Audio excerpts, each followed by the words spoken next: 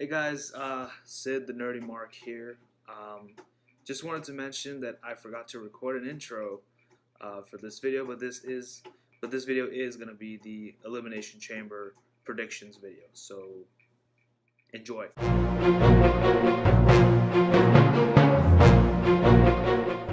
Now, before we begin, I do want to make a couple of announcements.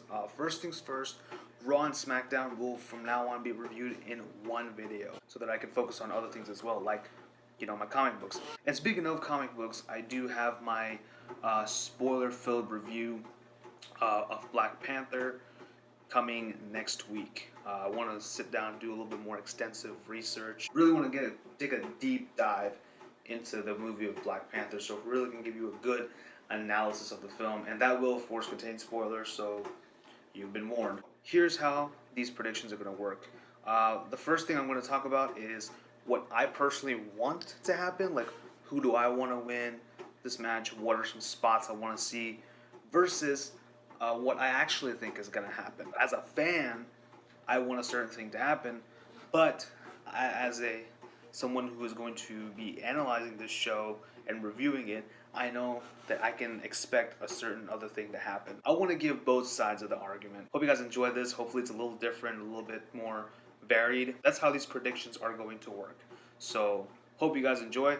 Let's get on with the predictions. So starting it off on the pre-show itself, we have Luke Gallows and Carl Anderson versus Curtis Axel and Bo Dallas of the Mr. I personally think, and I want Gallows and Anderson to win because A, they're freaking awesome, and two, I don't know what they're doing with these guys, so I don't know why I should care about this match. Ronda Rousey will be signing her Raw contract during Elimination Chamber, during this pay-per-view.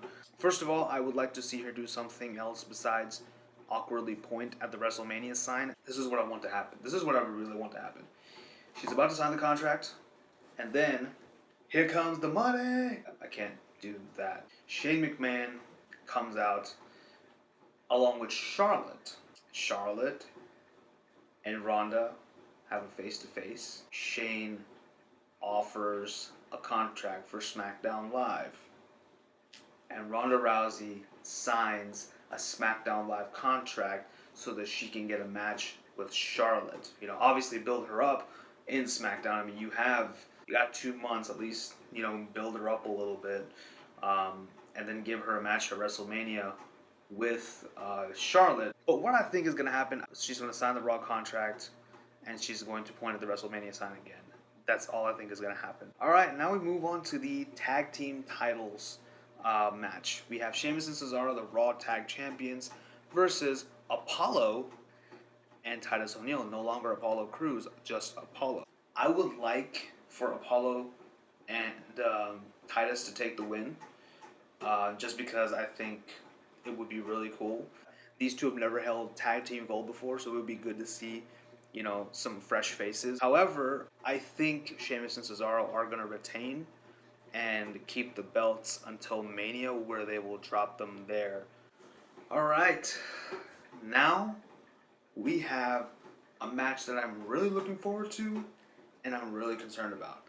And that would be Woken Matt Hardy versus Bray Wyatt. I really am looking forward to this match just because this is the match that I wanted to see ever since Matt Hardy became broken in TNA or Impact Wrestling or Global Force Wrestling or whatever they call themselves today. And honestly, the build up to this was great, but after Raw 25, I think that's where they kind of lost their way with this whole feud. So I'm a little bit concerned to see what they do with this. I'm sure it's going to be a much better match than what they had at Raw 25. It can't be worse, can it? But then again, it is WWE. You never know. Personally, I would like Bray Wyatt to win this with the help of Sister Abigail.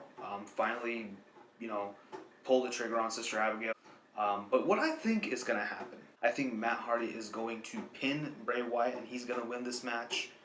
And afterwards, Bray Wyatt is just going to maliciously attack him, laugh, and go to the back. And then this is all going to culminate at WrestleMania 34.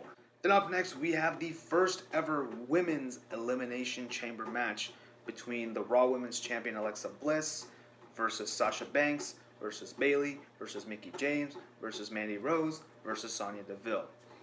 What I would like to happen and what I think is going to happen, Alexa Bliss is going to retain the Raw Women's Championship, taking it all the way to WrestleMania, where she will drop it to Asuka. Speaking of Asuka, we have Asuka versus Nia Jax. Now, I'll be honest, I am a little bit torn about this match because I love Asuka and I love Nia Jax. But personally, I would like for Nia Jax to win this match. Honestly, I would like her to win maybe by DQ.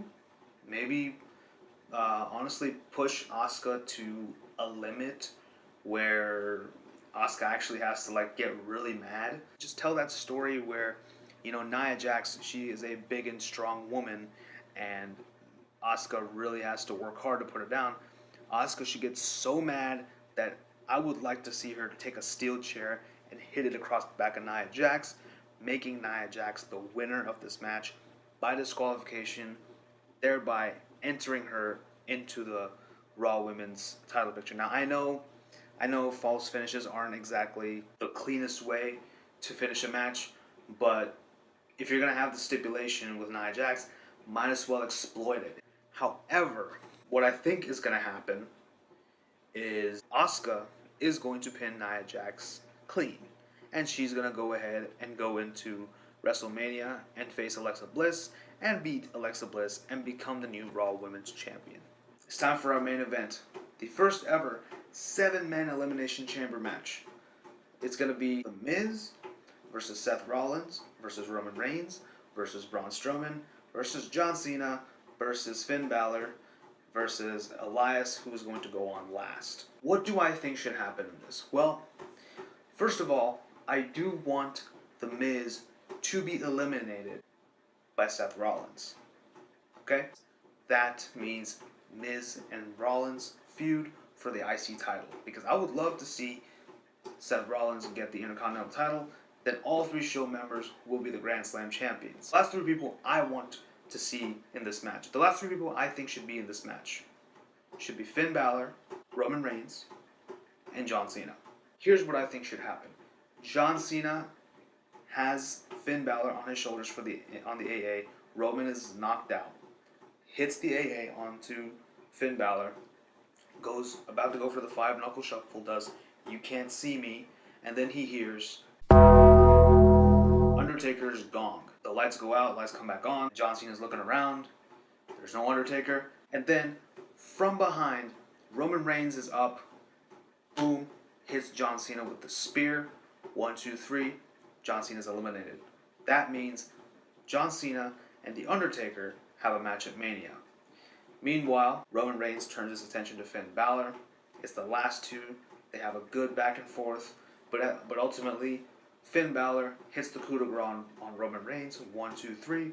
Finn Balor wins the Elimination Chamber match, goes on to Mania to feud with Brock Lesnar. What's going to happen? I still think that they're gonna do something with The Undertaker and John Cena setting up their match at Mania. But at the end of the day, Roman Reigns will win the Elimination Chamber, and he will go to face Brock Lesnar at Mania. So those are my predictions for the Elimination Chamber coming up this Sunday. This is obviously what I want to happen versus what I think is going to happen. But let me know what you guys want to happen and what you think is going to happen in the comment section below. Also, don't forget to like, share, and subscribe. Follow me on social media. And, of course, thank you for watching. As always, until the next video, this is Sid the Nerdy Mark, signing off.